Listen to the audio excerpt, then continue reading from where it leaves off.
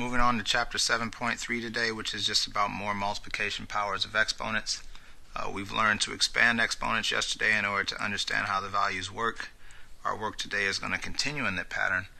Consider what we learned in yesterday's lesson, which was if we have this problem here, that we would put 5x's in the first parentheses, 3x's in the second parentheses, 1x in the third parentheses, and end up with 1, 2, 3, 4, 5, 6, 7, 8, and 9 x's. Excuse me. Another thing we learned was just to add them up. 5 plus 3 is 8 plus another 1, remember, makes your 9 if that was the case.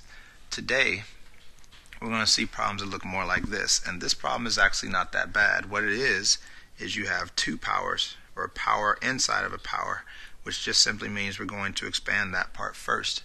That 4 means that I have x to the third, x to the third, x to the third, and x to the third. That is it. So again, this 4 is telling me to write whatever's in here 4 times. If we expand that, we end up with x in the first one, 3 of them here, 3 of them here, and 3 of them there. So again, x to the fourth told me to write this part 4 times. The expansion told me to write 3 x's in each of those. If we put all that together, 1, 2, 3, 4, 5, 6, 7, 8, 9, 10, 11, 12 is what I end up with. Once again, kind of like we did yesterday, look at the initial problem and the answer only. What is the easier way to get from 3 and 4, being the numbers, to a 12? And what you should notice is that if you took 3 times 4, that makes your 12. So in general, as we learned yesterday that the pattern was to add, the pattern on powers going to powers is that you simply multiply the exponents. A simple way to understand this is to look at this. Whenever you saw this in your chapter 1 last year, 2 parentheses 3, we know the answer was 6 because it's 2 times 3. Even whenever you saw this, you knew it was 4 times 5, which was 20. And so notice how the number outside the parentheses is going to get multiplied by the number inside the parentheses. That's pretty much what I think about whenever I see that. So considering that, which one of these would you multiply? Well, using that, this is a 5 attached to an x, this is a 3 attached to an x. That's not one of those that I would multiply on. This is a 4 attached to an x, this is a 5 outside of a parentheses. That would be one that I would multiply.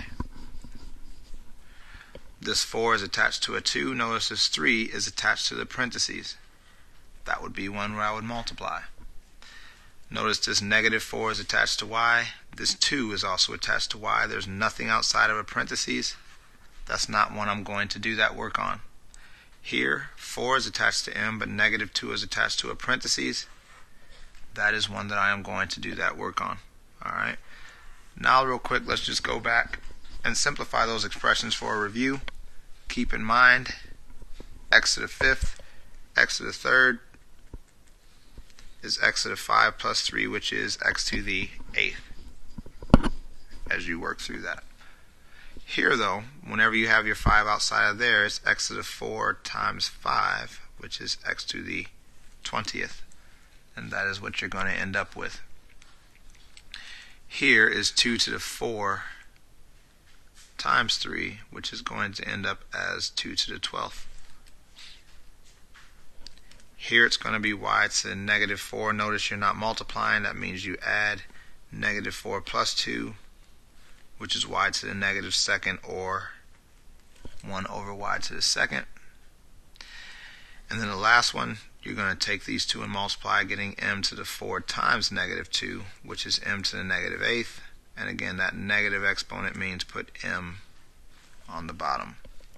Alright. That is pretty much all that there is for today. But just like with yesterday's work, there are a few problems that need to be discussed before we move on to the work for the actual day, and it's because there are fractions and other things included in this that we need to be aware of.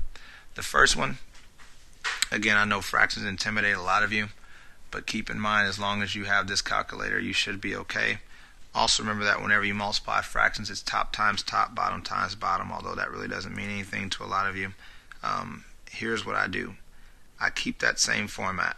I know that this 4/7 is going to get multiplied by 2/3 because there's a parentheses in between them. So I do negative 2/3 times 4/7.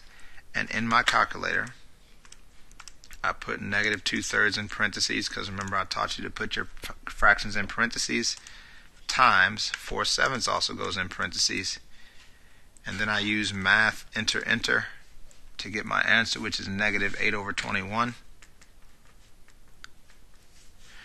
Knowing that this is a negative exponent, remember negative exponents means move this to the bottom. And that's what I end up with. Yes, it's an ugly answer, but again, the work itself gets you to that answer, and your calculator helps you out a lot. Also notice you could have just done top to top. 2 times 4 is 8. 3 times 7 is 21. The only thing is sometimes you might have to simplify it. But again, fractions should not be too bad. They're just meant to test your confidence in terms of dealing with numbers. Another problem you're going to see is another one of those complete the equations. But you have to think this time, what do you do here? In this case, you're taking 4 times something to get 28. Keep in mind that whenever you multiply by 4, if they're attached, you divide. 28 divided by 4 gives me a 7, which means that a 7 would go there. Again, basic algebra concepts, 4 times whatever I'm looking for means I would undo it by dividing. That's all you're going to have to do. And then the very last one is just a compound step, which is really what we're going to see a lot of tomorrow. So make sure you get this down. But the compound step is this. The first thing we're going to want to do is get rid of this. So this t comes down. But this becomes t to the negative 5 times negative 2. Those two things multiply to make t to the 10th. And now that you have t times t to the 10th, there's 1 t in here. There's 10 t's in there, which makes 11 t's altogether.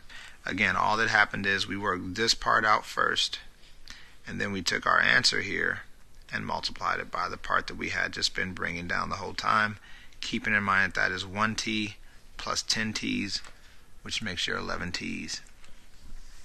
So hopefully you're learning the plan. Work to complete as many problems as you can. I've tried to repeat this as much as possible.